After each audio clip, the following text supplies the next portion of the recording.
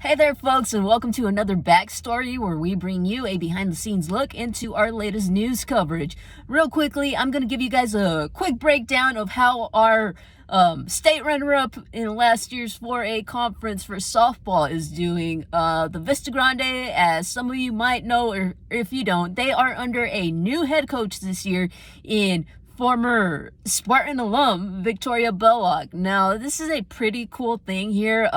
Vista Grande, they barely opened a little over almost 2 decades now, and Victoria Belloc is one of the original Spartans, I guess you could call her. She was one of the very first to suit up for the Spartan softball team. So this is a pretty cool thing to be the first woman head coach, the first alumni head coach, and just the second coach in history for this softball program, taking over her mentor in Rudy Valenzuela. So kicking things off, the Spartans so far are 1-2 in regular season games. They just got their first regular season win last week against Rio Rico. It was a come from behind win, 11-10, and that was mostly due to by sophomore Julissa Haregi.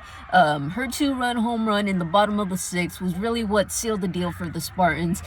And also Ashlyn Dela Cruz. Most of us, we're used to seeing her out in the outfield shagging fly balls. But this year, she's taking over in the infield, splitting time depending on who the pitcher is at second and third base. Last week against Rio Rico, she went 3 for 4, but it was a fantastic defense effort that she showed in the 7th inning, which really locked it up and gave the Spartans that 11-10 win.